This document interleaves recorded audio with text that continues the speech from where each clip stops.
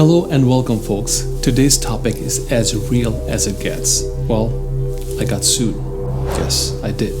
And I'll tell you all the juicy details about this lawsuit. And this happened all the while I was on my way to a vacation to London. You would not believe who sued me.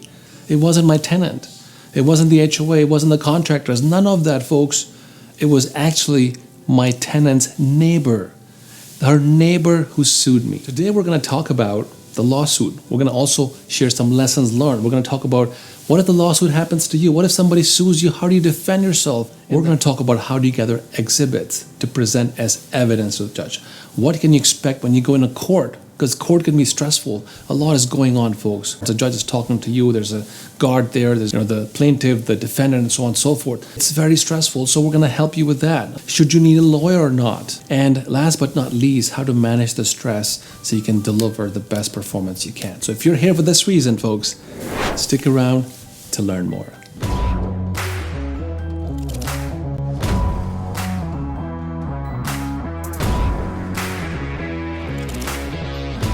So let me tell you a backdrop of this story, folks. I'm going to use some fictitious names here, okay? So in this case, there is Miss M and Miss K. Miss M is my tenant and Miss K is her neighbor. They happen to not like each other. Okay, what do I know? Nobody ever told me that. So I walked into this not knowing all this history they had going on. Apparently, Miss M had a lot of pets, and then she was also feeding some stray cats on the streets. Now, these cats were somehow ending up in Miss K's yard. So Miss K got upset and she bought a water gun and she had all these gadgets she was using. She had this a sprinkler, she had this camera, she had this ultrasonic device and sound, and this alarms would go off and so on and so forth. Now, just to set the context, these properties were very, very close to each other, okay, very close. So I could open my arms and one arm would be in one property and the other arm would be in the other property as shown in this picture. So now you know the backdrop, Miss M and Miss K. Now let's talk about what happened between them. So Miss K, who had bought all these gadgets, okay, to essentially harass the cats of Miss M, was also fighting with other neighbors. She had made a lot of enemies in the neighborhood, okay, and I said, ding, ding, I need to talk to these neighbors and find out the story behind Miss K and who this character is. So long story short, what happened is Miss M, my tenant, was not paying rent on time. One day I go to inspect the property wasn't in great shape. So I said, okay, you know what?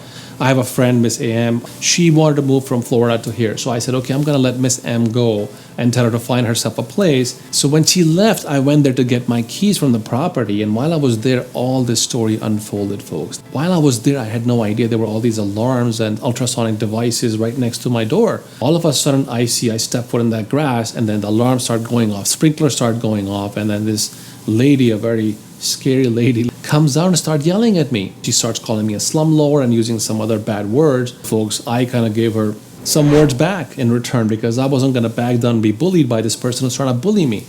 2 days later, I get this letter that she's suing me not for stepping on her yard, but for suing me because my previous tenant, Miss M's, remember Miss M? Okay. Miss M's cats had somehow destroyed her yard and done some things to her yard that she was accusing me of. And she was holding me responsible, not the HOA, not the previous tenant, Miss M. So this Miss K wrote a letter to the HOA, but they never responded to her. She also wrote a letter to me. And I never responded because I never got the letter because I wanted to travel. She just thought somehow if this tenant leaves, I can get the money from the landlord. And the landlord was me, who arrived in a nice car, wearing a nice suit. She thought maybe this guy's money, I can get his money. Now, I don't know that if it's true, okay? But I only present this information to you because I think it to be true. So I called a bunch of my friends and some attorneys, and I said, well, what am I going to do with this person? Like, they said, well, you know what? Here's what you do. You countersue them. You sue her back. And that's exactly what I did, folks. So if this ever happens to you, the lesson learned is fight back, okay? Sue that person in return so they know that you're not messing around. Okay, I sued her for filing a false claim because I hadn't done anything. So false claim, okay. Number 2, giving me all the stress and anxiety, okay. Making me lose money because she made my tenant and my property untenable. Now, untenable is a word for tenants when neighbors or someone else in the community makes it impossible for you to lease this property. How am I supposed to lease this property to anyone else when she's made their life miserable?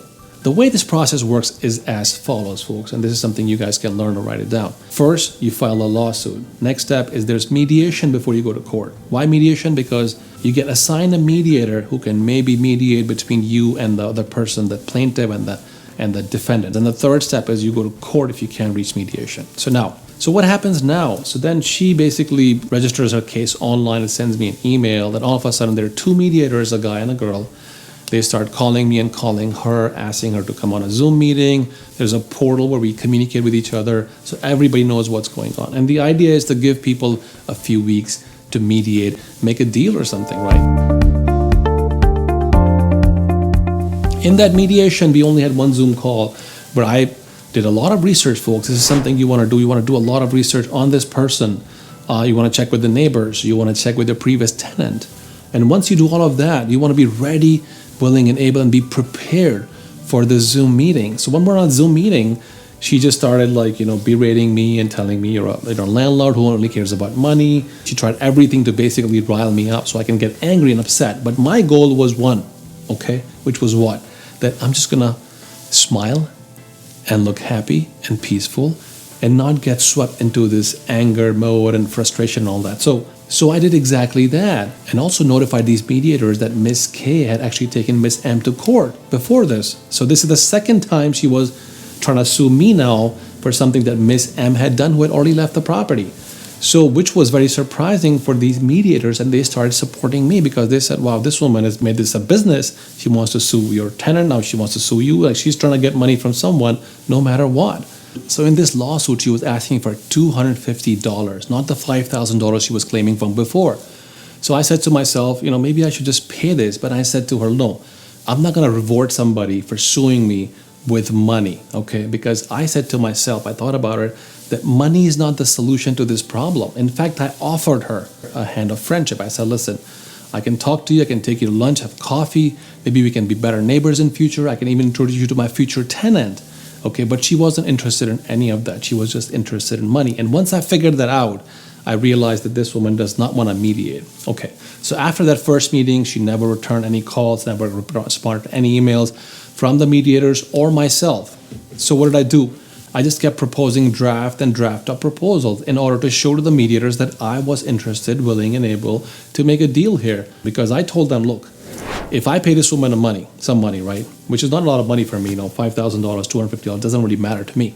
What matters is a matter of principle. If I had paid her money, then the rest of my tenants would also sue me, or their neighbors would sue me, because all my friends were like, just pay her a couple $100, just get her off your back. And I said, no, I'm not going to do that. I'm going to fight this because me, Mr. AK, has some, principles, right? And that's what I would recommend to you from my side. If you may feel it's a matter of principle that you have to fight back, please do fight back. So my tip to you is that when you're in mediation, don't make anything personal. It's nothing personal, folks. It's just business. Okay, this person is suing you. They're going to try to make you angry. Don't make any of your points personal. For example, I told her about her property. I talked to her about her property, not about her. I said, Miss K, you have no sign outside your property. Do not step on my yard. And that's not normal because a lot of people who don't want somebody to step in their yard have either trespassing or some sort of a note. I said to her, look, the cats may have come in your yard and I don't know, but it wasn't my cat. So I never really made any points that I made personal towards her. I never really addressed her. But she wasn't having it. She just wanted money, and she was just not a very nice person. Well, that's all I can say. So nonetheless, we all go to court now at this point. And while I'm in court, I had a lot of lessons learned, folks. I was prepared. I put this folder together, nice and clean. I took these blown out pictures from my drone, from my phone, everything that I could collect, all this evidence. I made a folder with all these exhibits marked 1A, 1B, 1C, 2A, 2B, 2C, and I put stickies on each one of them. When you go to court, folks, especially a small claims court, there's a lot of he said, she said going on. So what you want to do is you want to prepare a binder together. Your job is to make as easy for the judge as possible to understand your case and understand your story, because if your story is credible, you will win that case. And I won that case, folks. And here's how. When she was in court, she brought all this evidence of all these receipts. They didn't make any sense. They didn't have any numbering on them. This camera shot she had from her Ring camera that you can't even see me in that camera. You can't see the cats properly. She was very disorganized and she was all over the place. So in court, basically the way this happens is that they ask you like, how long do you think it's going to take you to tell your story? And depending on that, they either put you up front in front of everybody else or towards the end. So he made us wait for almost 2.5 hours. Okay, but here's the best part about it. In those 2 hours, I got to see other people presenting their cases, the plaintiff and the defendant, and their arguments to each other, and how judge was favoring one versus the other and why. And one of the best things I learned is that I jot down questions after questions after questions that I as a defendant get to ask her after she tells her story. Ding, ding. Want a point to be noted, right? You want to make it known that I'm not here to play. Now, I also did something brilliant. I took 2 witnesses. One of my friend, a colleague, a former colleague, Dr. Lin, who has been to all my properties, he knows how to do business. He was with me. And also my future tenant, Miss A.M., who just moved here from Florida. She was also with me to support me, just to show to the judge that, look, here's this new tenant. She's petrified to move into this neighborhood because this Miss K is making it untenable. I want to make sure the judge knows that this guy has some backing. He has some support from the community, from the people. So you want to do that. I also took several letters of affidavit from the neighbors who did not like Miss K. So case in point, after waiting for 2.5 hours, the judge called her name. We went to the podium. We swear that we're going to tell the truth and nothing but the truth. So the judge heard her story, and then I started going through one by one my questions. The judge says, Mr. Khan, would you like to ask any question? I said, yes, sir. Respectfully, I do. So I asked her one question. I asked her a second question. Third question, I asked her a question that put the nail in the coffin. I said, Miss K, tell me this. How do you know the cats that destroyed your yard? Which you don't have a proof of because you don't have any picture of the cat destroying your yard. How do you know those cats belong to Miss M, my tenant? And the court went silent, folks. She was silent, and the judge looked at me, and then he looked at her, and he said to her, you need to answer that. And she had no answer to that. She said, well, let me find a picture. It was her cat. Because I told the judge, look, when she moved into my house, she had 2 dogs and a cat. And now this lady's saying there's like all these 4 or 5 cats. Where are these cats coming from? They could be stray cats on the street. And how do you know these are not stray cats? These are not cats from the neighborhood or someone else's cats. So I had a point. It's a small point, folks. But that put the doubt in the judge's mind. One thing I also did is whenever she would present an evidence about the receipts of anything, she put all this salt on her grass and this and that. I made sure I made a note on my iPad, okay? I had my iPad with me, and you can do that. You can take your iPad with you, take some notes, make sure that you write down everything that can put the doubt in the judge's mind. Because guess what? The burden of proof is on her. And here's the definition of burden of proof. You may want to read that. Okay, if you sue anybody or they sue you, the burden of proof to provide evidence is on them, it's not on you. I put my friend and my future tenant on the podium as a witness. They both testified. They both testified that they knew me as a character witness, how good I was with my tenant, that I would take care of my tenant. My future tenant also said that she was concerned if she's going to be mistreated by Miss K because she's now neighbors with her, and she also happens to have a dog, a very cute dog, I might add. And so she had this cute dog, and she was concerned if Miss K will treat her the same way because she was abusing animals. She had bought this pepper spray and all this stuff. And I brought that point up to the judge as well. I told the judge, I said, Mr. Judge, Your Honor, I said, listen, these animals are in this world, brought in this world, so we can take care of them. We can help them because they can speak. They can tell us when they have pain, when they are hungry. We're supposed to help them and love them and nurture them, take care of them. How come this person is buying all these things to abuse these cats? Maybe if she got to know these cats, she would be better with them. And oh, by the way, we don't even know who these cats belong to. They could be stray cats because she has no proof these belongs to my Miss M. The judge was hearing all these things, even though these things were not, based on facts or quantitative facts. These were qualitative facts, folks, and they do matter.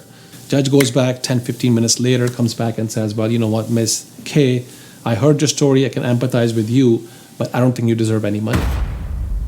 And I can allot you any money.